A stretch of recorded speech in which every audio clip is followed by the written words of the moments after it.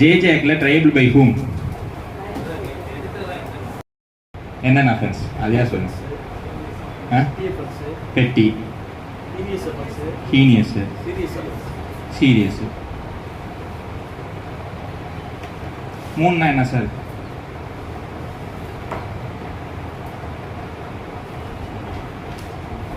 மூணு சொல்ற டெஃபினிஷன் என்ன, மூணுக்கும் என்ன டிஃபரன்ஸ்? நான் எல்லாத்துக்கும் ஆன்சர் சொல்லிட்டு இருக்கேன், எதுக்கு ஆன்சர் சொல்லாமல் விட்டுட்டு போகல? கேள்வி கேட்குறேன், ஆன்சர் சொல்லிடுறேன் சார். நல்ல ஸ்டூடெண்ட்ஸ். இது சொல்றது எது, இது சொல்றது எது, இது சொல்றது எது?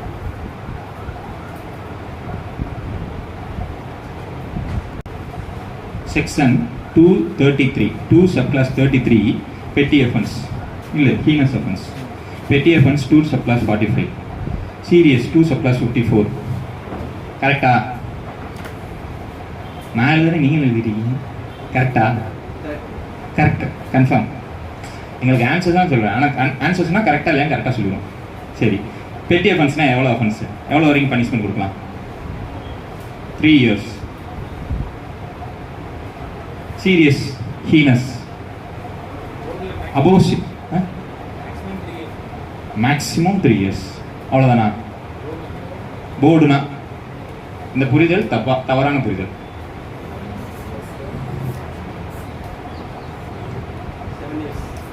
எது சீரியஸ்னாவா? ஹீனஸ்னா 7 years, சீரியஸ்னா அபோவ் 7 years. நல்லா இருக்கே, நல்லா அப்ரிஷியேட்டபிள் சார். Above 7 years. இது இங்க, இது இங்க. Heinous is most dangerous then serious. Okay, 3 வருஷம் வரைக்கும் பண்ணா தட் இஸ் பெட்டி அஃபென்ஸ். 3 வரைக்கும் இருந்தா, 3 years வரைக்கும் இருந்தா. தெஃப்ட் அதெல்லாம் 3 years-ஆ, தட் இஸ் தெஃப்ட்னா பெட்டி offence as per JJ act கீழே. நான் சொல்றது JJ ஆக்ட் கீழே. சீரியஸ்ன்றது செகண்ட் கேடர், above 3 years.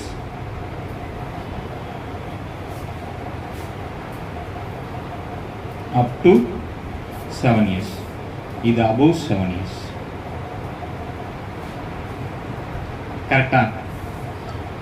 ஒரு கேள்வி, அப்போ 3 வருஷமா இருந்தால் என்ன சார் பண்ணலாம்? கரெக்டாக 3 years, கரெக்டாக 7 years.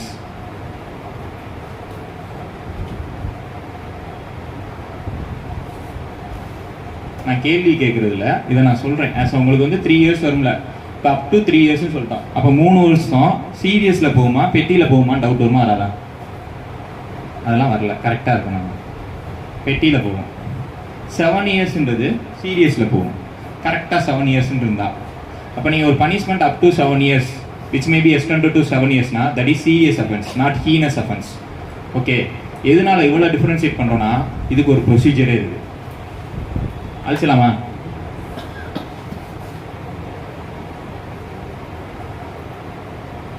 இது நேற்று சொல்லலையா? இது ரிலேட்டடாக சொல்லலையா?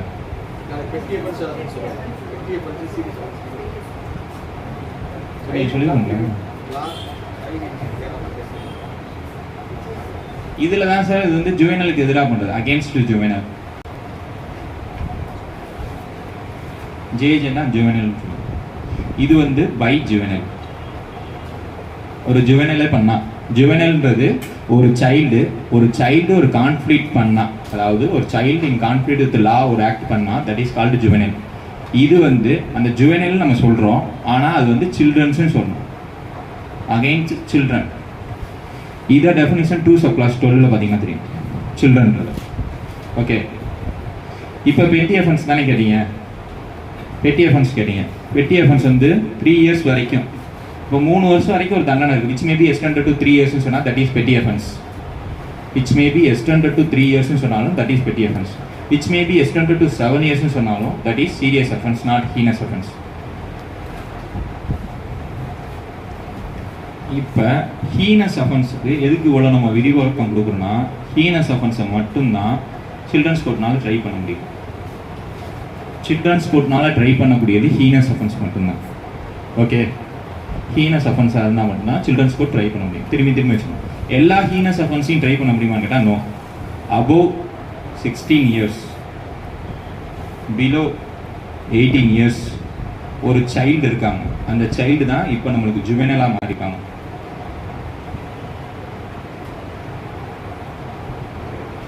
அந்த ஜுவெனல்னா இந்த ஹீனஸ் அஃபென்ஸ் பண்ணால் செக்ஷன் 15 கீழே ப்ரிலிமினரி அசஸ்மெண்ட்டுன்னு ஒரு டெஸ்ட்டு கண்டக்ட் பண்ணி அது ஜேஜே போர்ட் கண்டக்ட் பண்ணி அந்த டெஸ்ட்டில் he has mental capacity, he has a physical capacity to know this offence, to know this act அப்படின்னு சொல்லி அவருக்கு அந்த நாலேஜோடு தான் அவர் பண்ணார்னா he can be tried as adult. அடல்ட்ராகவே அவர் ட்ரை பண்ணுறது சில்ட்ரன்ஸ் கோர்ட். ஓகே, இந்த சில்ட்ரன்ஸ் கோர்ட் ட்ரை பண்ணி எவ்வளோ வரைக்கும் பனிஷ்மெண்ட் கொடுக்கலாம்னா other then life and death, இந்த ரெண்டை தவிர மற்ற எதுனாலும் கொடுக்குறதுக்கு சில்ட்ரன்ஸ் கோர்ட்டுக்கு அதிகாரம் இருக்குது. ஓகே, சில்ட்ரன்ஸ் கோர்ட் ட்ரை பண்ணணும்னா அது ஹீனஸ் அஃபென்ஸாக இருக்கணும். அந்த ஹீனஸ் அஃபென்ஸ் ஒரு ஜுவெனலால் பண்ணப்பட்டிருக்கணும். அந்த ஜுவெனல் 16 வயசுக்கு மேலே இருக்கணும், 18 வயசுக்கு கீழே இருக்கணும். அவங்க பண்ணதை ப்ரிலிமினரி அசஸ்மெண்ட் மூலமாக ஹி ஹேஸ் அ கெப்பாசிட்டினா he can be tried as an அடல்ட்னு சொல்லிட்டு அதுக்கப்புறம் சில்ட்ரன்ஸ் கோர்ட்டுக்கு அனுப்புனா children's court can try and he can give conviction up to அப்படின்னா அதர் தென் லைஃப் அண்ட் டெத்தை தவிர மற்ற எதனாலும் கொடுக்கலாம். ஓகே, இது ஒரு ஆஸ்பெக்ட். நீங்கள் சொல்கிற அந்த கமிட்டி இது வந்து எப்படின்னா ஒரு சைல்டுக்கு எதிராக நீங்கள் ஒரு அஃபென்ஸ் பண்ணிங்கன்னா அதெல்லாம் வரும் 75, 76, 77 இந்த மாதிரிலாம் வரும். அது ஒரு சைல்டு இன் கஸ்டடியில் இருக்க ஒரு சைல்டை நீங்கள் அடிச்சிட்டிங்கன்னா that is offence, serious offence. It can be tried by sessions court. Okay, இதோட ஜூரிடிக்ஷன்லாம் நீங்கள் எப்படி சொல்கிறீங்களா சார் நாங்கள் எப்படி நம்புறதுன்னு கேட்டிங்கன்னா செக்ஷன் 86 நியூ லா வாங்கி பாருங்கள், இல்லைனா அதுக்கு அமெண்ட்மெண்ட் வந்திருக்கும். 2021 ஒரு அமெண்ட்மெண்ட் வந்திருக்கும். அது மூலமாக தான் சில்ட்ரன்ஸ் கோர்ட் தான் ட்ரை பண்ணணும்னு சொல்லியிருக்காங்க. அதுக்கு முன்னாடி சிஜேஎம், ஜேஎம் கூட ட்ரை பண்ணலான்னு சொல்லிட்டு சில அஃபென்சஸை பிரிச்சிருந்தாங்க. ஆனால் இதுக்கப்புறம் 2021 அமெண்ட்மெண்ட்டுக்கு அப்புறம் தான் 86 அமெண்ட்மெண்ட் பண்ணி all offences are triable by children's கோர்ட்டுன்னு மாற்றிருக்காங்க. ஓகே, அப் டு டேட்டாக இருங்க. ஏன்னா அமெண்ட்மெண்ட்டில் தான் உங்களுக்கு கொஸ்டின்ஸ் வரும். ப்ராக்டிஸில் இருக்கிறதுலேருந்து கொஸ்டின்ஸ் வரும், அமெண்ட்மெண்ட்டில் தான் கொஸ்டின்ஸ் வரும். இப்போ உங்களுக்கு இது ஒரே ஒரு கேள்வி. ஒரு சைல்டு வந்து கஸ்டடியில் இருக்கும் போது அந்த சைல்டை துன்புறுத்தினா தட் இஸ் அஃபென்ஸ். ஓகே, ஒரு குழந்தை தெருவில் விளையாண்டுட்டு இருக்கு, மாறி பிறதலை மாதிரி அந்த பலூனை உடைக்கிறதோ அந்த குழந்தைகிட்ட வம்பிழுக்கிறீங்க, இது அஃபென்ஸா அஃபென்ஸ் இல்லையா?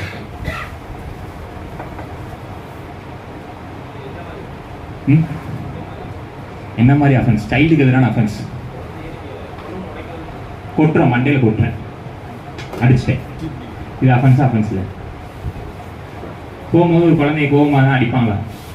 சும்மா வெளியில் இருக்கும்போது லைட்டாக அடிச்சுட்டு போகிறாங்க.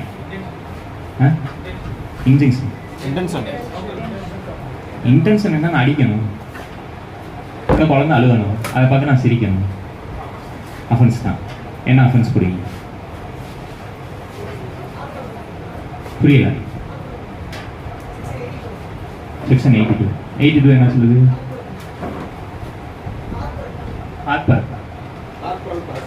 ஆர்போரல் பனிஷ்மெண்ட்.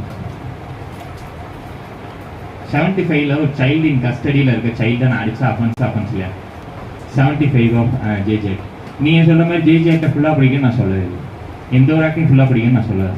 75, 76, 77, 78, 79 படிக்கணும், 86 படிக்கணும். அப்பீல் யார்கிட்ட போகிறோம், ரிவிஷன் யார்கிட்ட போகிறோம், எத்தனை நாளைக்குள்ள போகிறோம், யார் ட்ரை பண்ணுறா, இவ்வளோ தான். நான் உங்களுக்கு சொன்னது மேக்ஸிமம் ஒரு ஆக்டில் எத்தனை செக்ஷன் சொன்னேன் சார்? நான் பார்க்கும் போது இது வித்தியாசமாக இருக்குது, இல்லை இது வந்து கேட்குறதுக்கு வாய்ப்பு இருக்குது. அந்த மாதிரி நீங்கள் படிக்கும் போது இது வித்தியாசமாக இருக்குது. அவர் சொன்னார்ல ஒரு தடவை தான் வந்து குட் ஃபெய்த்தில் ஆக்ஷனில் குட் ஃபெய்த்தில் எடுத்தால் இது இல்லை, இது ஜென்ரலாக உங்களுக்கே தெரியுமே. இதை நான் ஆஸ் அ கொஸ்டின் செட்டாக நான் கேட்பேனா? குட் ஃபெய்த்தில் இது எடுத்தால் அதெல்லாம் ஒரு இதுன்னு சொல்லிட்டு ஒரு கொஸ்டினாக நான் கேட்பேனா? உங்களுக்கு கேட்க வேண்டியது 25 கொஸ்டின். 54 ஆக்ட்லேருந்து 25 கொஸ்டின் கேட்குறேன்னா எப்படி கேட்பேன்? ஆஸ் ஒரு கொஸ்டின் செட்டாக நான் எப்படி கேட்கணும்? யூஆர் குவாலிஃபைடா இல்லையா நான் செக் பண்ணணும்னா அதில் 54 கொஸ்டின், 54 ஆக்டில் 25 கொஸ்டின் எவ்வளோ சாலிடாக இருக்கணும், ஸ்டாண்டர்டாக இருக்கணும். அந்த மாதிரி பாருங்கள், அப்போ உங்களுக்கு ஆன்சர் தெரியும். இப்போ நான் சொன்ன கேள்விக்கு ஆன்சர் சொல்லுங்கள். ஒரு குழந்தை ரோட்டில் இருக்குது, அந்த ரோட்டில் இருக்க குழந்தைய நான் கொட்டிடுறேன், பலூன் உடச்சுட்றேன், மாறி படத்தில் கன்வியூஸ் பண்ணுற எல்லாத்தையும் அவர் பண்ணிடுறார், அந்த குழந்தை அழுகுது. Is offence under section 75 of JJ act. ஸ்ட்ரெயிட்டாகவே கேட்குறேன்.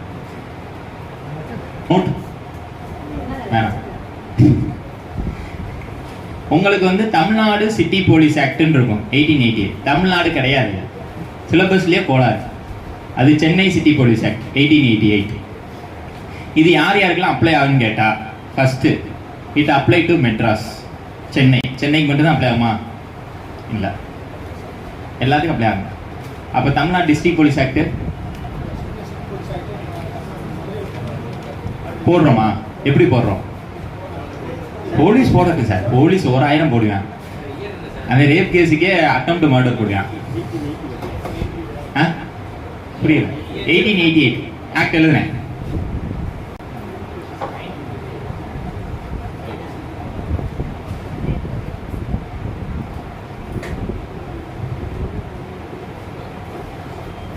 இன்னும் 2 அம்புக்குறி போட்டோம்னா நீங்கள் அந்த அதே அம்புக்குறிலாம் போடக்கூடாது. நான் சும்மா எழுதி வச்சுருக்கேன்.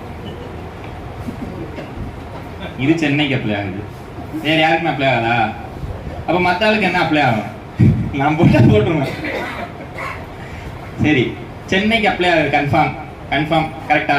வேற யாருக்கு அப்ளை ஆகுது? தமிழ்நாடு ஃபுல்லாக அப்ளை ஆகுது. அப்புறம் அதுக்கு பேர் Chennai city police act. Chennai தான், மதராஸ். அது மெட்ராஸ்ன்றதை நாங்க சென்னைன்னு மாத்திட்டோம். அதுக்கு ஒரு ஆக்ட் கொண்டு வந்தோம். அந்த ஆக்ட் வேணுமா? சொல்லுங்க. வேணாம், சரி உங்க ஆசை. இதையே கேட்க மாட்டானா? இதுல இதை கேட்கலாம். Okay, Tamil Nadu act 28 of 1996. 1996ல மெட்ராஸ்ன்ற வேர்டை சென்னைன்னு மாற்றணும். ஓகே, இப்போ சென்னைன்னு வச்சுட்டோம். வேற எதுக்குமே இந்த ஆக்ட் அப்ளை ஆகாதா? அவர் சொன்னார் ஒருத்தர், மதுரை. நம்ம மதுரையில் ப்ராக்டிஸ் பண்ணுறோம். மதுரை அப்புறம் சென்னை சிட்டி போலீஸ் ஆக்ட் இருக்கு, மதுரை சிட்டி போலீஸ் ஆக்ட் இருக்கணும்ல. ஏன் metropolitan city? Tamil Nadu Madurai metropolitan city இல்லை. Presidency Madurai is presidency town இல்லை, அப்படி இல்லை. நான் சொன்னது 1996ல் மெட்ராஸ்ன்றது சென்னைன்னு மாற்றிக்கங்க. அப்போ நம்ம என்ன வரணும்? சுதந்திரம் கிடைச்சிச்சு, கன்ஃபார்ம். அது கிளாரிட்டி இருக்குல்ல? சென்னைக்கு இருக்கு, மதுரைக்கு இருக்கு, கோயம்புத்தூருக்கு இருக்கு, திருச்சிக்கு இருக்கு, திருநெல்வேலி இருக்கு, சேலம் வச்சுக்கோங்க, ஆவடி, தாம்பரம், பல்லாவரம். புரியல? கிராமத்தில் எப்படி போடலாம்? இது மதுரையோட சிட்டியில் வருதா? ஆஸ் பர் ஆக்ட் படி சென்னைக்கு மட்டும்தான் அது அப்ளை ஆகும். நீங்கள் ஆக்ட் எடுத்து படிச்சீங்கன்னா செக்ஷன் 3 படி this act extended to city of சென்னைன்னு போட்டிருப்பாங்க. செக்ஷன் 1லே இதோடது. செக்ஷன் 3ல சிட்டி ஆஃப் சென்னைனா என்னன்னு சொல்லி போட்டிருப்பாங்கன்னா, area declared by state government by notification to be a city of Chennai. City of சென்னைன்னு சொல்றது தான் சென்னை சிட்டி. அப்போ சென்னை சிட்டின்னு எதெல்லாம் சொல்லியிருக்காங்க? சென்னையில் இருக்குது. மதுரை எப்படி அப்ளை ஆகும்? ஆகாது. அப்போ மதுரை தப்பா? இதுக்கு தான் நாங்கள் ஒன்று வச்சுருக்கோம், எக்ஸ்டென்ஷன் ஆக்ட். இந்த 1888 act extended to Madurai, Coimbatore, Salem, Tiruchi, Tirunelveli, Tiruppur, Avadi, Tambaram. எனக்கு தெரிஞ்சு இத்தனை ஆக்டில் கொண்டு வரலாம். இது எழுதலாம்: Madurai, Coimbatore, Tiruchi, Tirunelveli, Salem, Tiruppur mixie.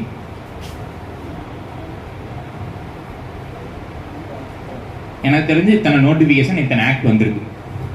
City police act extension நீங்கள் போட்டு நெட்டில் அடிச்சிங்கன்னா இதெல்லாம் வரும். ஒன்றா வந்தது மதுரையும் கோயம்புத்தூரையும் ஒன்றாவே கொண்டு வந்தாங்க. அதுக்கப்புறம் திருச்சி, திருநெல்வேலி, சேலம், ஆவடி, தாம்பரம், திருப்பூர் இதெல்லாம் சிட்டியாக கன்சிடர் பண்ணி இந்த சிட்டிக்கெல்லாம் இந்த சிட்டி போலீஸ் ஆக்ட் அப்ளை ஆகும்னு சொல்லியிருக்காங்க. வேறு ஏதாவது அப்ளை ஆகும் நீங்கள் பார்த்துட்டு வந்தீங்கன்னா பார்த்துட்டு வந்து சொல்லுவோம். இப்போ இதோட ஸ்பெஷாலிட்டி என்ன? மற்ற ஆக்டை விட்டுட்டு இதோட ஸ்பெஷாலிட்டி என்ன? எதுக்காண்டி Chennai police act, city police ஆக்ட்னு கொண்டு வந்தாங்க? அப்படி என்னதான் இந்த ஆக்ட்ல இருக்கு? ஏன் சென்னைனா கெத்தா கேபிட்டல்? அப்போ இப்போ மதுரைக்கு அப்ளை பண்ணுறோம். மதுரை இன்னொரு கேபிட்டலா? கார்பரேஷன் எல்லா ஏரியாவும் கார்பரேஷன் தானே சார். மிச்சத்தையும் எப்படி வச்சுக்கோங்க? கன்னியாகுமரி ஏரியில் சேர்ப்பாங்களா? எதுக்கு? டிஸ்ட்ரிக்ட் போலீஸ் ஆக்ட்னு இன்னும் இருக்கும். தமிழ்நாடு டிஸ்ட்ரிக்ட் போலீஸ் ஆக்ட்னு ஒன்று இருக்கும். அது அப்ளை ஆகிட்டு இருக்கு மற்ற டிஸ்ட்ரிக்ட்டுக்கு. இந்த டிஸ்ட்ரிக்ட்டுக்கு சிட்டி போலீஸ் ஆக்ட் அப்ளை ஆகிட்டு இருக்கு. சென்னை சிட்டி போலீஸ் ஆக்ட்னு இருக்கும். ஆனால் எக்ஸ்டென்ஷன் சொல்லிட்டு இதெல்லாம் அப்ளை ஆகிட்டு இருக்கு. இதில் ட்ரையபிள் பை ஹூம்? உங்களுக்கு கேள்வி கேட்கலாம். ட்ரையபிள் பை ஹூம் அப்படி கேட்டால் மேக்ஸிமம் எல்லா பேரும் சொல்கிறது வந்து பிரசிடென்சி மேஜிஸ்ட்ரேட்டுன்னு சொல்லுவீங்க. ஆக்ட்லேயே பிரசிடென்சி மேஜிஸ்ட்ரேட் தான் இருக்கும். ஆனால் பை நோட்டிஃபிகேஷன் மூலமாக கீழே மெட்ரோபாலிட்டன் மேஜிஸ்ட்ரேட்னு சேர்த்துட்டாங்க, எம்எம். அப்போ இவங்க வந்து எம்எம் இருக்காது இல்லையா? அப்புறம் யார் ட்ரை பண்ணுவா? ஜேஎம். இது அந்த எக்ஸ்டென்ஷன் ஆஃப் ஆக்ட்னு சொல்லி வந்திருக்கும். அந்த எக்ஸ்டென்ஷன் ஆக்ட்ல நீங்க படிச்சீங்கன்னா இங்க இருக்கும் ஜேஎம். அந்த டிஸ்ட்ரிக்டோட ஜேஎம் கேன் ட்ரை இட். இங்க எம்எம்மோட கேடர் தானே ஜேஎம், அந்த கேடர் ஞாபகம் வச்சுக்கோங்க. ஓகே, இதுதான் இந்த ஆக்ட்ல நீங்க மெயினா பார்க்க வேண்டியது. இது எக்ஸ்டென்ஷன் யாருக்கு? இந்த இது ஜேஎம்மா எம்எம்மா. ஓகே, நல்ல கேள்வி. பிஎன்எஸ் அப்ளை ஆகுதுல, இப்போ எம்எம் தூக்கிட்டாங்க, அப்போ என்ன பண்ணலாம்? ஜேஎம். எப்படி எம்எம் தூக்கிட்டு ஜேஎம் போடுவீங்களா? உங்க ஃப்ரெண்டு சென்னையில் இருக்கிறவருக்கு கால் பண்ணி கேளுங்க, எம்எம் ஜேஎம்மா மாத்திட்டாங்களான்னு கேளுங்க. மாத்திக்க மாட்டோம். நாங்கள் ஏன் மாற்றணும்? நாங்கள் மாற்ற மாட்டோம். நாங்கள் அப்படியே தான் வச்சுக்கோம். இதில் ஒரு கேஸ் இருக்குல்ல, கடைசி கேஸு, அந்த கேஸ் வரைக்கும் அது எம்எம் தான். இந்த கேஸ் எப்போ முடியும்? நீங்கள் ரிட்டையர் ஆகி, நான் ரிட்டையர் ஆகி, பின்னாடி வரவங்க ரிட்டையர் ஆனாங்க முடியும். அது வரைக்கும் இது எம்எம்மா தான் இருக்கும். இதில் கேஸ் எடுத்துட்டு இருக்காங்கன்னு கேட்டால் எம்எம்மா தான் எடுத்துட்டு இருக்கோம். அப்போ புதுசாக ஒரு கேஸ் எம்எம்மா எடுத்துட்டு இருந்தா எப்போ முடியும்? எம்எம்மா மாத்திட்டாங்க. நீ கேட்குற கேள்வி ரைட்டு, எம்எம் இல்லை, அப்போ ஜேஎம்மா மாத்திடணும். ஜேஎம்னு பேர் வச்சுட்டாங்களா? இல்லை ஜேஎம்னு ஒரு போட்டு பிரிச்சுருக்காங்களா சென்னையில்? ஆ சார், ஜேஎம்மா ஃபர்ஸ்ட் கிளாஸ் தானே சார், செகண்ட் கிளாஸ் தான் நம்மகிட்ட இல்லையே சார். செகண்ட் கிளாஸ் வச்சுக்கோமா? செகண்ட் கிளாஸ் இல்லைல்ல, அப்புறம் நியூ பிஎன்எஸ்எஸ்லேயும் செகண்ட் கிளாஸ் இருக்கு. அதான் ஏன் இருக்கு? எந்த ஸ்டேட்டு? ஆந்திராவில் இருக்கா? ஆந்திராவில் இருக்கா? எத்தனை ஸ்டேட்டில் இருக்கு? அப்படின்னா ஆந்திராவில் இருக்கிறதா எனக்கு தெரியும். 5 ஸ்டேட்டில் இருக்கு. அந்த 5 ஸ்டேட் என்ன நீங்கள் தான் பார்க்கணும். ஏன்னா நான் பிஎன்எஸ்எஸ் இருக்குல்ல, நாளைக்கு வருவாங்க. எம்எம், அதாவது எம்எம் தான் நீங்கள் ஜேஎம்எம் ஃபர்ஸ்ட் கிளாஸாக ட்ரை பண்ணணும். கன்சிடர் பண்ணுறீங்களா? இதை நீங்கள் மாற்றிட்டீங்கன்னா கேட்டால் ஆஸ் பர் ப்ராக்டிக்கலாக மாற்றிட்டீங்களா? மாற்றலை. ஒப்பீனியன் யார்கிட்ட வாங்கணும்னு ஒன்று இருக்குது. என் கெஸ்ட்டு கரெக்டாக இருந்தால் உங்களுக்கு ஒரு கொஸ்டின் இங்கேருந்து இதில் இருக்கும்.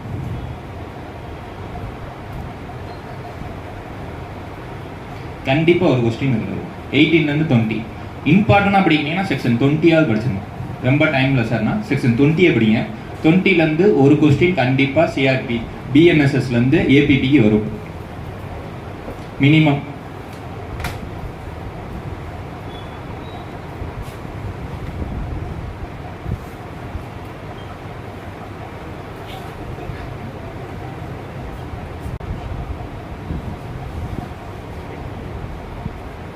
இந்த ப்ரீவியஸ் இயர் கொஸ்டின் பார்க்குற பழக்கெல்லாம் யாருக்கு இருக்குது? நம்ம ஸ்கூல் காலேஜ் படிக்கும் போது பார்ப்போம்ல, ப்ரீவியஸ் இயர் கொஸ்டின்ஸ்லாம் பார்ப்போம்ல. அந்த மாதிரி ப்ரீவியஸ் இயர் கொஸ்டின்ஸ்லாம் யார் பார்ப்பீங்க? ஏபிபியோட ப்ரீவியஸ் இயர் கொஸ்டின்ஸ். நான் ஏன் கொஸ்டின் நினைச்சேன் அதானே. ஏபிபிஎஸோட ப்ரீவியஸ் இயர் கொஸ்டின்ஸை யார் யாரெல்லாம் பார்த்துருக்கீங்க? எந்த மாதிரி ஒரு அவுட்லைன் இருக்குன்னு சொல்லிட்டு தேடுவீங்களா? தேடிக்க மாட்டீங்களா? தேடினீங்களா? இந்த சிட்டி போலீஸ் ஆக்ட் இருக்குல்ல, சென்னை சிட்டி போலீஸ் ஆக்ட்னு வச்சுக்கோங்க. இந்த 1888ல் எத்தனை கொஸ்டின் வந்திருக்கு? எத்தனை கொஸ்டின்? ஒரு கொஸ்டின் தான் வரும். ஒரு 3 தடவைக்கு மேலே வந்திருக்கு. 3 டைம்ஸ் கேட்டிருக்காங்க. நீங்கள் கேட்டீங்களா இம்பார்ட்டன்ட் ஏதாவது படிக்கணுமான்னு? செக்ஷன் 75, 41, 41A, அப்புறம் 71Aன்னு ஒன்று இருக்கும். இதெல்லாம் பார்த்து வச்சுக்கோங்க. ஆல்ரெடி கேட்ட கொஸ்டின்ஸ் 41, 75, 41, 71A இந்த 3 கேட்டிருக்காங்க. 45 கேட்கறதுக்கு வாய்ப்பு இருக்கு.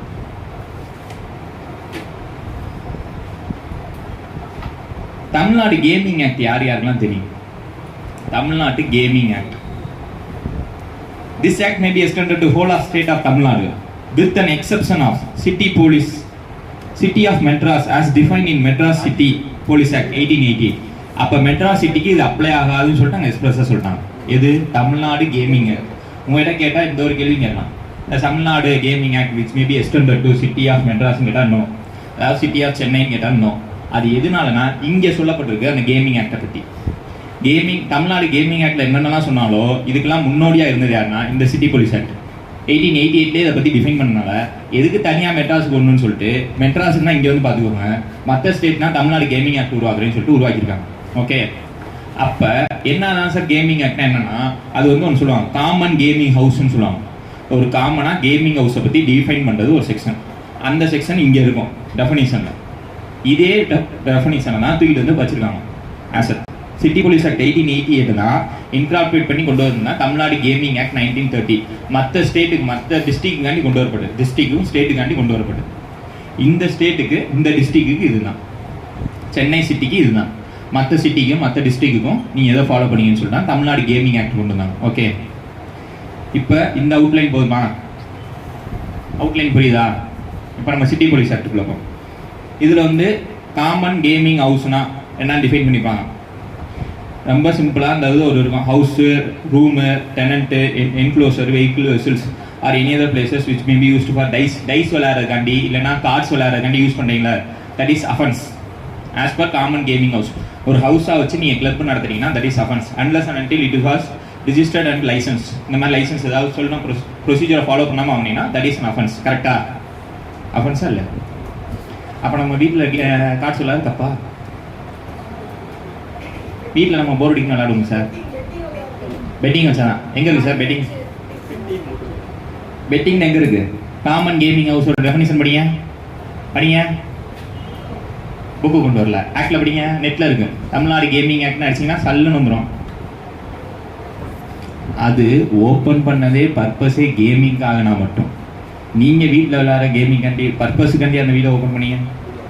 நீங்கள் அது விளையாடுறதே அந்த வீட்டு விளையாடுற அந்த கிளப்ஸ்லாம் ஓப்பன் பண்ணாங்களா, ரிஜிஸ்டர் பண்ணாமல் ஓப்பன் பண்ணால் தட் இஸ் அன் அஃபென்ஸ். அதை பற்றி டீல் பண்ணுறது செக்ஷன் 45 டெஃபினிஷன்ஸ் பற்றி பேசினா. இந்த சிட்டி போலீஸ் ஆக்ட் படிங்களேன், செம்மையாக இருக்கும் உண்மையிலே. கோழி சண்டைக்கெலாம் அஃபென்ஸ் பனிஷ்மெண்ட் வச்சுருக்காங்க. நீங்கள் கோழி சண்டை போட்டிங்கன்னு வச்சுக்கோங்க அஃபென்ஸு. திமுரு பிடிச்ச படம் பார்த்தீங்களா? சேவல் சண்டை, கோழி சண்டை, ஆடுகளம்.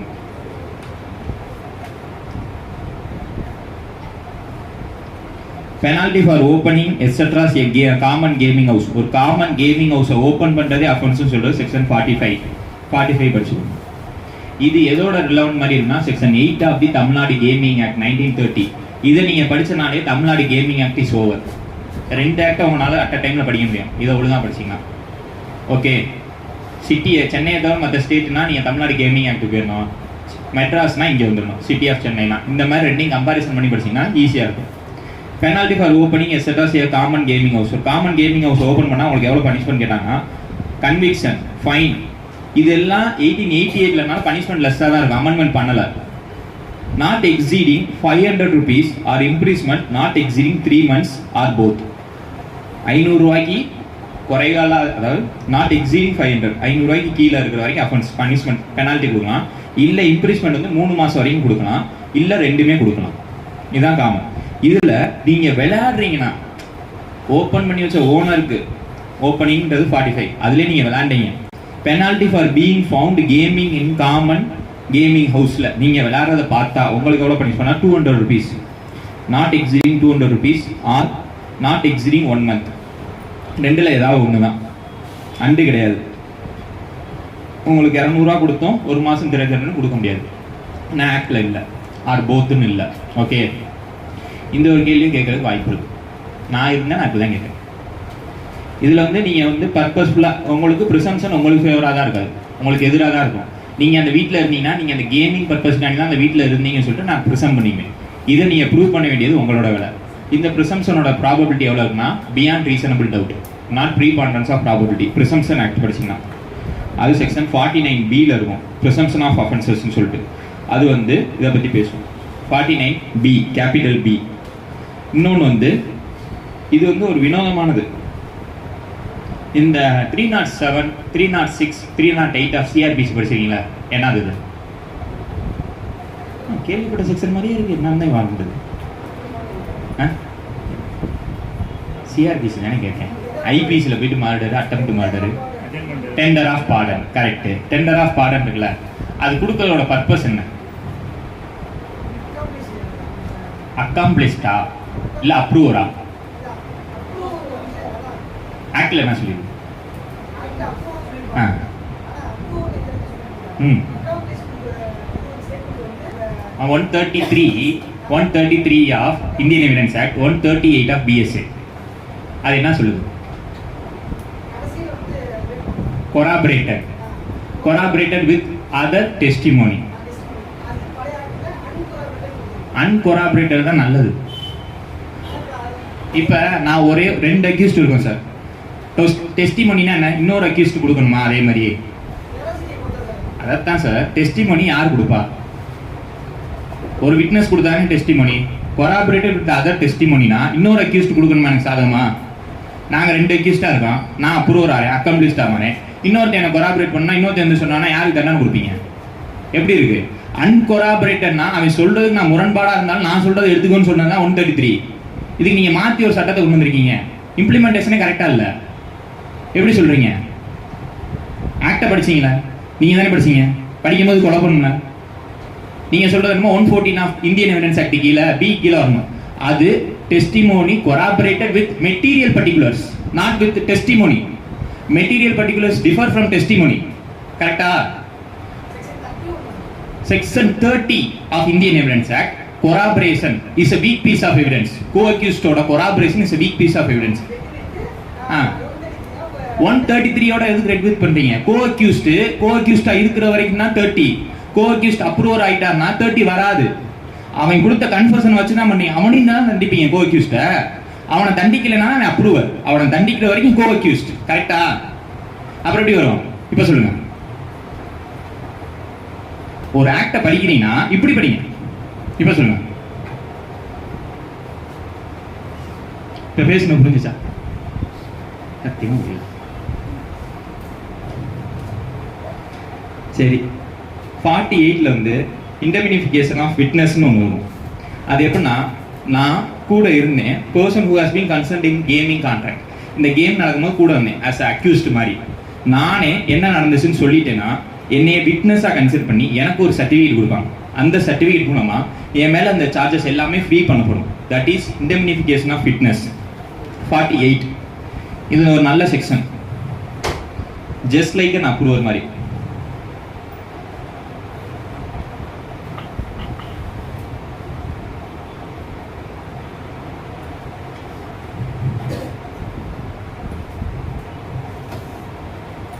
இதுக்குள்ள யாரு சர்டிஃபிகேட் கொடுப்பான்னு கூட கேட்கலாம். மேஜிஸ்ட்ரேட் தான் கொடுப்பாரு, இன் ரைட்டிங்ல கொடுப்பாரு. அதனால அவன் மேல இருக்க எல்லா ப்ராசிக்யூஷன்ல இருந்தும் அவன் விடுதலைக்கப்படுவார். நான் இந்த மாதிரி நம்ம கேமிங் விளையாண்டுட்டு இருக்கோம், இப்போ போலீஸ் வந்து பிடிச்சிருச்சு, இப்போ கேஸுக்குள்ளே போகும்போது இங்கே எல்லாம் என்ன நடந்துச்சுன்னு நான் சொல்லிட்டேன்னா எனக்கு எதிராக ப்ராசிக்யூஷன் இருக்காது.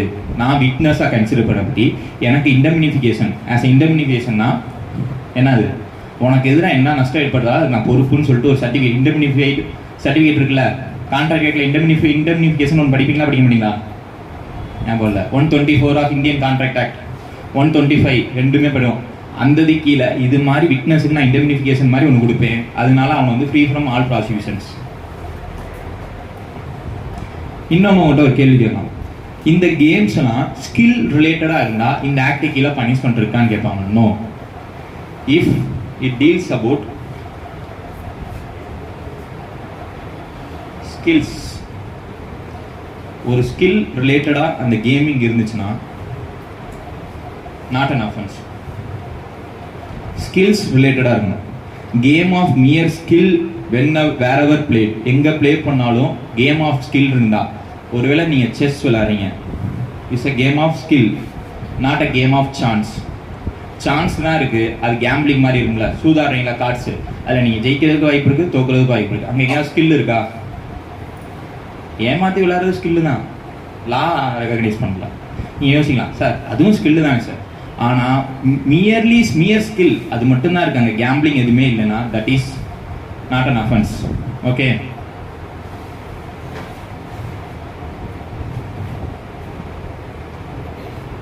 ப்ரிசம்ப்ஷன் 49B சொன்னேன்.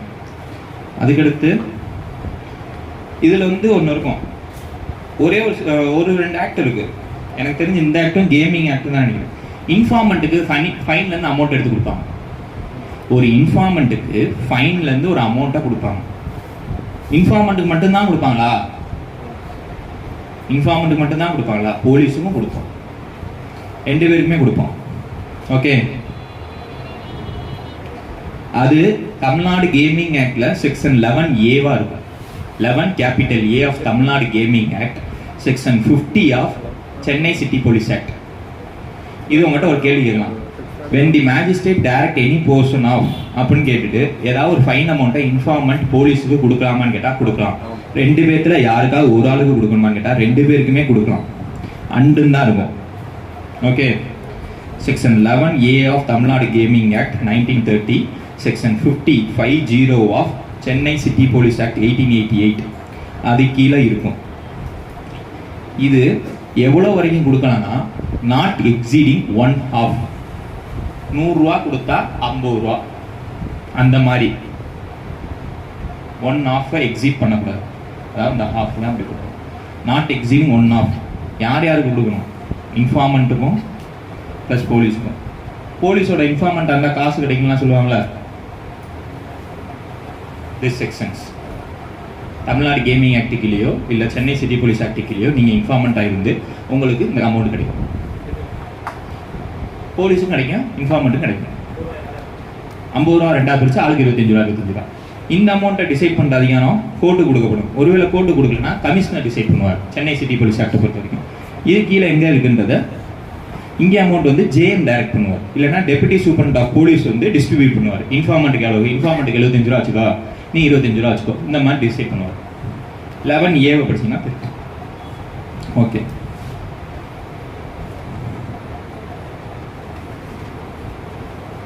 அனிமலை குரியாலிட்டி பண்ண அஃபென்ஸா? Cruelty of animal is an offence. எங்க? ஆமா, ஆனால் ஓங்கிட்ட சொல்ல மாட்டேன். அஃபென்ஸா எங்க படிச்சீங்க? கேட்டல் ட்ரெஸ்பாஸ். கேட்டல் ட்ரெஸ்பாஸ் நம்மளுக்கு இருக்கா? நம்மளுக்கு இருக்க ஆக்டில் மட்டும் சொல்லுங்க. இன்னைக்கு இந்த ஆக்டில் இருக்கான்னு கேட்டேன். கேட்டல் ட்ரெஸ்பாஸில் எந்த செக்ஷன்? சரி, கேட்டல் ட்ரெஸ்பாஸ் வந்துட்டீங்க, எந்த செக்ஷன்? இல்லை, எவ்வளோ அஃபென்ஸு, எவ்வளோ பனிஷ்மெண்ட்டு? இப்போ ப்ளூ கிராஸ் வராதா? ப்ளூ கிராஸ் வரும், எல்லாமே வரும். மனுஷனை பண்ணால் மட்டும் வரமாட்டோம். நல்லா policy. Penalty for cruelty to the animals 53 கீழே பெனால்ட்டி வரும். ஒரு அனிமல்ஸை நீங்கள் அடித்தாவோ இல் ட்ரீட்மெண்ட் பண்ணாவோ உங்களுக்கு பனிஷ்மெண்ட் எவ்வளோ வரைக்கும்? 100 ரூபா வரைக்கும். Not exceeding 100 rupees or imprisonment not exceeding 3 months or both. இப்போ அந்த ஒரு அனிமல் அடிச்சிட்டிங்களே, இதுதான் நல்லாயிருக்கும். அந்த அனிமலை டெஸ்ட்ராய் பண்ணுறதுக்கு அதிகாரம் இருக்கான்னு கேட்டால் இருக்குது. 55 கீழே மேஜிஸ்ட்ரேட்டுக்கு அந்த அதிகாரம் இருக்குது. அந்த அனிமல் அடிச்சிட்டிங்க, முடியாமல் போச்சு, ரொம்ப முடியாமல் போச்சு, அதை டெஸ்ட்ராய் பண்ண சொல்லலாம். இல்லை அதுக்கு வந்து ட்ரீட்மெண்ட் கொடுக்கலாம்னு நினச்சா ட்ரீட்மெண்ட்டும் கொடுக்கலாம். ஓகே, அது செக்ஷன் 55 கொடுக்கணும். ஆமாம், அந்த ட்ரீட்மெண்ட் கொடுக்குறோம்ல, யார் காசு கொடுப்பா? யார் காசு கொடுப்பா? ஒரு அனிமலை க்ரூவல்ட்டி பண்ணிட்டேன் நாங்கள், ஆஸ் அக்யூஸ்ட் நான் காசு கொடுப்பேனா? நான் காசு கொடுப்பேன்? நான் ஃபைன் தான் கொடுப்பேன், விட்டா இன்னொரு தடவை அடிப்பேன். யார் காசு கொடுப்பா? ஓனர் தான் கொடுக்கணும். ஓனருக்கு தானே இந்த நாய் வேணும், ஓனருக்கு தானே இந்த அனிமல் வேணும். Owner want to give the paid by the owner of such animal. அந்த கேர் அண்ட் ட்ரீட்மெண்ட்டுக்கான எக்ஸ்பென்சஸை அந்த ஓனர் தான் கொடுக்கணும். அதெல்லாம் முடிஞ்சதுக்கப்புறம் magistrate can order the delivery of animal to the owner. ஓனர்கிட்ட அனிமலாக ஒப்படைக்க சொல்றது 58. இந்த செக்ஷனில் ஒன்று இருக்குது, அல்டிமேட்டாக இருக்குங்க. தெருநாய் இருக்குல்ல, வெறி நாய், அதெல்லாம் கில் பண்ண சொல்லி ஆர்டர் பண்ணலாம். உண்மையிலே நல்லா இருக்கா?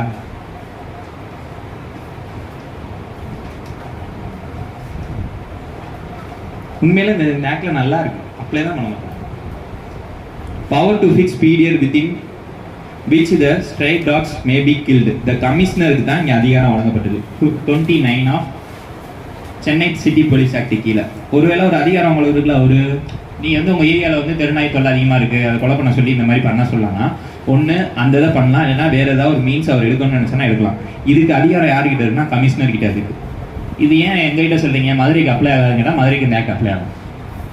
இந்த ஆக்ட் மதுரைக்கு அப்ளை ஆகும். மதுரையில் இருக்க நீங்கள் அப்ளை பண்ணலாமா? அப்ளை பண்ணலாம். 29ல் ஒன்று இருக்குது. ஓகேவா? ஸ்டோலன் ப்ராப்பர்ட்டியை சர்ச் பண்ணுற அதிகாரம் யாருக்கு இருக்குது அப்படின்னு கேட்டாங்கன்னா அபோவ் த ரேங்க் ஆஃப் கான்ஸ்டபிளுக்கு இருக்குது.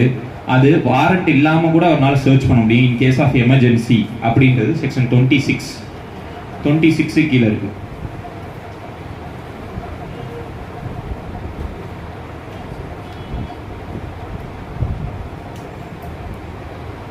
இப்போ ஒன்று சொல்கிறேன், இது வினோதமாக தான் இருக்கும். Section 30 power to take charge or deliver to the party entitled to movable property under 1 lakh rupees in value of person dying interstate. ஒரு பர்சன் டெய்டு இன்டர்ஸ்டேட்டா இருந்து அவர்கிட்ட 1 லட்சம் ரூபாய்க்கு கீழே ஒரு மூவபிள் ப்ராப்பர்ட்டி இருந்தா, சென்னை சிட்டியில இருந்துச்சுன்னா அந்த movable property, commissioner can deliver that 1 lakh without any requirement of probate will or administration, letter of administration certificate எதுவுமே இல்லாமல் யார் அவர் வந்து என்டைட்டில் நினைக்கிறாரோ அவர்கிட்ட கொடுத்துடலாம். ஒரு கமிஷனருக்கு இவ்வளோ பெரிய அதிகாரம் வழங்கப்பட்டிருக்கு. 1 லட்சம் ரூபாய்க்கு கீழே இருக்கு அந்த அமௌண்ட்டு, அவர் அந்த 1 லட்சம் யாருக்கு போகணும்னு சொல்லலை அப்படின்னா யார் என்டைட்டில்டோ அதை கமிஷனர் டிசைட் பண்ணி அவர் கொடுக்கலாம். அவர் அதை டிசைட் பண்ணும்போது ப்ரொபேட்டோ, லெட்டர் ஆஃப் அட்மினிஸ்ட்ரேஷனோ, சர்டிஃபிகேட்டோ எதுவுமே தேவையில்லை. ஒரு கன்க்ளூசிவ் ப்ரூஃப் ஆஃப் டைட்டில் எதுவுமே இல்லாமல் இவர் தான் நினைச்சாருன்னா கொடுக்கலாம். அது ஃபுல் டிஸ்சார்ஜ், என்கம்பரன்ஸ் எல்லாத்தையும் டிஸ்சார்ஜ் பண்ணிட்டு அது கொடுப்பார். Section 30 of Chennai city police ஆக்டில் பாருங்க. உங்களுக்கு எக்ஸாம் ஓரியன்டா இதில் வரும். இல்லை அப்படின்னா இப்போ நான் சொல்கிற பெனால்டி செக்ஷன்ஸ்லாம் நீங்கள் பார்க்க ஆரம்பிச்சுன்னா வரும். பிராத்தலை பற்றி டீல் பண்ணுறது, ப்ராஸ்டியூட்ஸ் இதெல்லாம் இருக்குல்ல, அது 52 டீல் பண்ணும். செக்ஷன் 52 62A உங்களுக்கு வந்து பண்ணி பெனால்ட்டிஸை டீல் பண்ணும். அந்த 62A வந்து ஒரு டிஃப்ரெண்ட்டான பெனால்ட்டி. ஃபால்ஸ் அலாமோ ஃபயரோ நீங்கள் வைப்பீங்க தெரியுமா, தீ பிடிக்க வைக்கிறீங்களா, அதுவும் ஒரு பனிஷ்மெண்ட் தான். ஃபால்ஸ் அலாமோ ஒரு ஃபயரோ நீங்கள் செட் பண்ணிங்கன்னா, ஒரு ஃபயர் ஸ்டேஷன் இந்த மாதிரி தப்பாக தீ பிடிச்சிருச்சுன்னு சொல்லிட்டு வரீங்கன்னா அதுக்கு ஒரு அஃபென்ஸ் கொடுக்கலாம். அதோட பனிஷ்மெண்ட் எவ்வளோனா 50 ரூபா. ஆனால் பனிஷ்மெண்ட் கண்டிப்பாக இருக்குது. நீங்கள் வைக்கிற ஒரு அலாம் வந்து ஃபால்ஸாக இருந்துச்சுன்னா, ஓகேவா?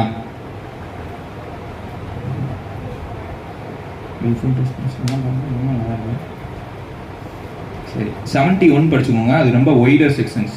அதில் வந்து நிறையா வகையான அஃபென்சஸ் கொடுத்துருப்பாங்க. சர்டைன் அஃபென்சஸ் பப்ளிக் பிளேசஸில் எதெல்லாம் பண்ணக்கூடாதுன்னு சில சொல்கிறேன். Rash or negligent driving. Rash and நெக்லிஜென்ஸா, ரேஷ் ஆர் நெக்லிஜென்ஸா, ரேஷ் அண்ட் நெக்லிஜென்ஸா, ரேஷ் ஆர் நெக்லிஜென்ஸா, அண்டு ஆறு அண்டு அண்டு அண்டு அண்டு ரேஷாக இருக்கும்போது எப்படி நெக்லிஜென்ட்டாக இருக்கும்? நான் ரேஷாகவும் ஓட்டணும், நெக்லிஜென்ட்டாக ஓட்டணும். ரேஷ்னா என்ன? அதிவேகமாக, கவனக்குறைவாகும். கவனக்குறைவாக வந்தால் இப்படி அதிவேகமாக ஓட்டுவேன் சார். நான் பிரேக்கை வச்சு அழுத்துறேன், அது நான் வில்ஃபுல்லாகவே அழுத்துவேன். அழுத்தலைன்னா வண்டி போகாது. கவனக்குறைவு சட்டத்தில் நான் இருக்கிறத விட்டு நம்மளா ஃபாலோ பண்ணுறேன். ரேஷ் அண்ட் நெக்லிஜென்ஸ் ஏதாவது ஒரு ஆக்ட்ல ரேஷ் அண்ட் நெக்லிஜென்ஸ் இருக்குன்னு காட்டுங்க. உங்களோட 304A நீங்கள் படித்தாலும் ரேஷ் ஆர் நெக்லிஜென்ஸ் தானே இருக்கு. ரேஷ் அதிவேகமாகவோ இல்லை நெக்லிஜென்டாகவோ ஏதாவது ஒன்று இருந்தால் போதும். ரெண்டுமே இருந்துச்சுன்னா எந்த ஒரு கேஸும் உங்களால் போட முடியாது. ரேஷ் ஆர் நெக்லிஜென்ட். அதே மாதிரி தான் இங்கே ஒரு ரேஷாவோ நெக்லிஜென்ட்டாவோ நீங்கள் டிரைவ் பண்ணால் 71 கீழே அஃபென்ஸ். அதோட பனிஷ்மெண்ட் இப்போ நான் சொல்கிறது எல்லாத்துக்குமே ஒரே பெனால்ட்டி தான். 250 rupees, 250 ரூபாய்க்கு குறையாது. அதாவது not exceeding 250 rupees, not exceeding 250 rupees or imprisonment which may be extended to 3 months. இதை நீங்கள் நெட்டில் எடுத்து எழுதலாம் நினச்சிங்கன்னா வாய்ப்பு இல்லை. நெட்டில் பயங்கரமாக இந்த ஆக்ட் இருக்கும். இதுக்குன்னு ஒரு 300 ரூபா போட்டு அந்த புக்கை வாங்கி தான் நீங்கள் படிக்கணும். ஹேண்ட் புக்குன்னு ஒரு புக்கு இருக்கும், அந்த புக்கில் மட்டும்தான் அது இருக்கும். அதில் அப் டு டேட் இருக்காது. இன்னொன்று சொல்கிறேன், மேக்ஸிமம் என்னன்னா ஒரு driving and animal or vehicle or foot பேஸில் வந்து டிரைவிங் அனிமல் ஆர் வந்து இது பண்ணுவோம்ல, ஒரு அனிமல் வந்து ஃபுட்வேல நடக்க வைப்போம்ல, அதுவும் அஃபென்ஸ் தான். ஓகே. அதுக்கப்புறம் ஒரு குழந்தைகிட்ட ஒரு அனிமலை விடுறதோ, permitting the cattle to be under the control of child கீழே ஒரு குழந்தைய ஒரு அனிமல்ஸ் விடுறதோ, கேட்டில் ஆர் வெஹிக்கிள்ஸ் விடுறதோ இஸ் அன் அஃபென்ஸ். அந்த சைல்டோட ஏஜ் அண்டர் 12 years இருந்தா, சைல்டுஹுட் 18 years போயிடாங்க, அண்டர் 12 years இருந்தா. கமிஷனரோட பர்மிஷன் இல்லாமல் உங்களால் எலிஃபென்ட்டு கேமலோ டிரைவ் பண்ண முடியாது, லீட் பண்ண முடியாது. ஒரு அனிமலோ, அதாவது ஒரு அனிமல்னா கேமலோ எலிஃபென்ட்டோ நீங்கள் வந்து டிரைவ் பண்ணணும் இல்லைன்னா லீட் பண்ணணும்னா அதுக்கு கமிஷனரோட பர்மிஷன் தேவை. அப்படி இல்லாமல் பண்ணீங்கன்னா தட் இஸ் அஃபென்ஸ் அண்டர் 71. இப்போ ஒன்று சொல்கிறேன், இதான் அல்டிமேட் உங்களுக்கு. Bathing in private street, public street is an offence. Public ஸ்ட்ரீட்ல நீங்க குளிச்சா இஸ் அன் அஃபென்ஸ். நீங்களோ இல்ல உங்களோட அனிமல்ஸோ எந்த ஒரு அனிமல் நீங்க குளிக்க வச்சீங்கன்னா தட் இஸ் அன் அஃபென்ஸ். நல்லா இருக்கா? இப்போ மோஸ்ட் இம்பார்ட்டன்ட் செக்ஷன்ஸ்னு கேட்டாங்கன்னா 71A சொன்னேன்னா அது என்னன்னா சவுண்ட் ஆம்பிளிஃபிகேஷன் சொல்லுவாங்க. அதாவது அதிகபட்சமாக அந்த சவுண்டை உருவாக்குவாங்களே ஒரு ஆம்பிளிஃபிகேஷன் சொல்லுவாங்களே, ரேடியோ செட்ஸ் இந்த மாதிரி ஒரு ஆம்பிளிஃபிகேஷன் பண்ணீங்கன்னா அன்ஆத்தரைஸ்டு யூஸ் பண்ணீங்கன்னா தட் இஸ் அன் அஃபென்ஸ். இதை யாரு வந்து அலோவ் பண்ணணும் அப்படின்னா கமிஷனர் அலோவ் பண்ணணும், இல்லைன்னா police officer above the rank of head constable. ஒரு சில இடத்துல கான்ஸ்டபிள், ஒரு சில இடத்துல ஹெட் கான்ஸ்டபிள் சொல்லிப்பாங்க, நீ பிரிச்சுக்கணும்.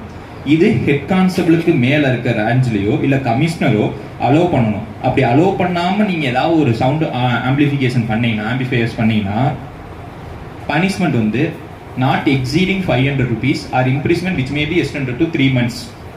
ஓகேவா? அந்த சவுண்ட் ஆம்பிளிஃபிகேஷனை என்னால் சீஸ் பண்ணக்கூடிய அதிகாரம் எனக்கு இருக்குது, அதை ஃபோர்ஃபீச் பண்ணுற அதிகாரமும் எனக்கு இருக்குது. யாருக்கிட்ட கமிஷனரோ இல்லை ஹெட் கான்ஸ்டபிளுக்கு மேலே இருக்க ரேங்க்ல இருக்க போலீஸ் ஆஃபீஸரோ கேன் சீஸ். அதாவது சேவல் சண்டை, சேவல் சண்டை இல்லைன்னா கேம்பிளிங் அது அஃபென்ஸ் தான் கேட்டால் அஃபென்ஸு. 72 கீழே அஃபென்ஸு. அதில் mere spectator, presence as a spectator கூட அஃபென்ஸ் தான். நீங்கள் அந்த ஸ்பெக்டேட்டராக இருந்தால் கூட அஃபென்ஸ் தான். உங்களுக்கு பிடிக்காத யாருனாலும் இப்படிலாம் போட்டலாம். நியூசன்ஸ் இது கொஞ்சம் 73 இம்பார்ட்டன்ஸ். ஒருவேளை டிஃப்ரெண்டாக கேட்க நினச்சேன்னா இது கேட்கலாம். ஒரு child under the age of 7 years கீழே இருக்கு, அதை omit to prevent such child from committing a nuisance. ஒரு சைல்டு நியூசன்ஸ் கமிட் பண்ணா அந்த சைல்டை நீங்கள் பனிஷ் பண்ணக்கூடாது. இந்த சைல்டு கேர் யார் இருக்குல்ல, அந்த பேரண்ட்ஸ், அவங்கள தான் நீங்கள் பனிஷ் பண்ணணும். அது 7 வயசு கீழே இருக்க ஒரு சைல்டு பண்ணா. 73. 74 வந்து இந்த ஃபயர் வைக்கிறது, இந்த உருவ பொம்மை எரிக்கிறது 74. இப்போ நம்ம இம்பார்ட்டன்ட் செக்ஷன்னா எல்லா பேருமே சென்னை சிட்டி போலீஸ் ஆக்ட்னாலே ஒரு செக்ஷன் சொல்லுவீங்க. என்ன செக்ஷன்? 75. அப்படின்னா என்ன? 75 சொல்லிட்டீங்க. 75ல என்ன தான் போடுவீங்க? அப்படி 75 உங்களுக்கு தெரிஞ்ச செக்ஷன் தானே சார்? இப்போ யார் சொல்லுங்க சார்? புரியல. பெட்டி கேஸ். பெட்டி கேஸ்னா என்ன? பெட்டி கேஸ்னா 3 வருஷத்துக்கு கீழே இருக்கலாம். பெட்டி கேஸ் இப்போ தான் படிச்சோம், ஜேஜே ஆக்ட். அப்படியா? இதில் எதுவுமே 3 வருஷம் வராது. அப்போ எல்லாமே பெட்டி கேஸ். 75 என்ன petty case? What is mean by petty case? 75 என்ன சார்? யூ கண்டினியூ சொல்லுங்க. பெட்டி கேஸ்னா என்ன? பெட்டி கேஸ்னு சொன்னீங்க, 75 சொன்னீங்க. அப்படி 75ல என்ன தான் போடுவீங்க? யாரை தான் போடுவீங்க? அப்படி உள்ளக்குள்ள வந்து யாரெல்லாம் போடுவோம், வரையெல்லாம் போடுவோம். ஆஸ் பப்ளிக் பிளேஸ்ல இது நீங்க ரெட் வித் படிக்க வேண்டியது 510 5PC 510 ஒன்று இருக்கா?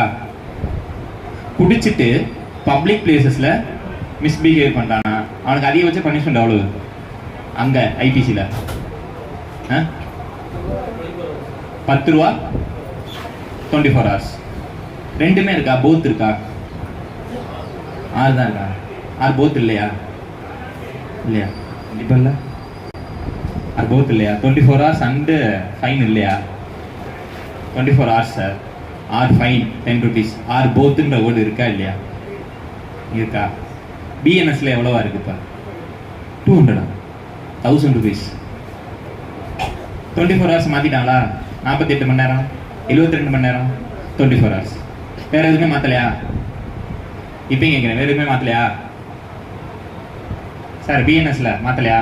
510 of the IPC now as 355 of BNS. Any modification other than the 1000 rupees? Community service was been added. Community service has been added. Community service நீங்க நினைச்சா கொடுக்கலாம். ஆனா செக்ஷன் 75 கீழே கம்யூனிட்டி சர்வீஸ் இருக்கா? இல்ல, நாங்க கொடுக்க மாட்டோம். இது கீழே என்னன்னா இது 2 வகையா பிரியும். சப்கிளாஸ் 1 வந்து பப்ளிக் பிளேஸ்ல பண்ணா, சப்கிளாஸ் 2 பிரைவேட் பிளேஸ்ல பண்ணா. ஓகேவா? 75 2ஆ பிரியும்.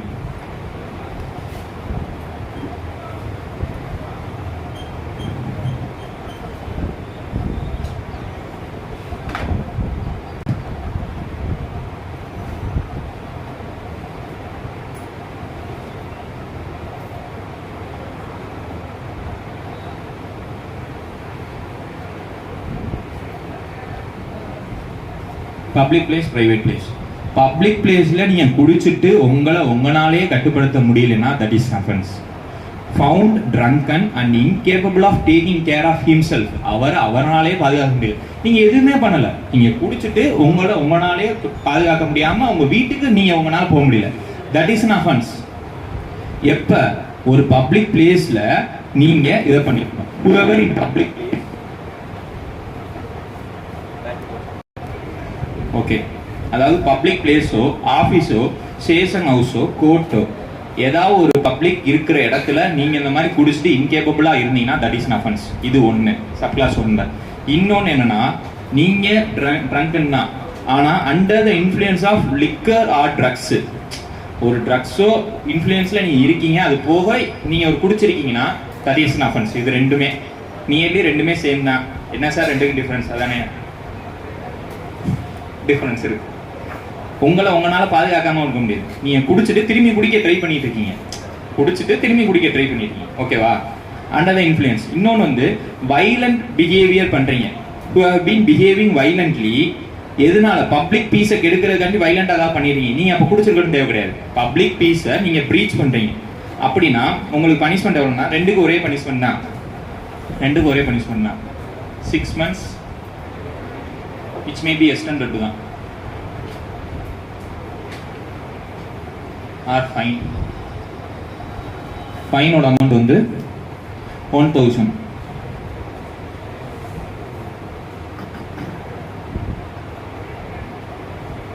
ரெண்டுல ஏதாவது ஒன்று தான், ரெண்டுமே கிடையாது.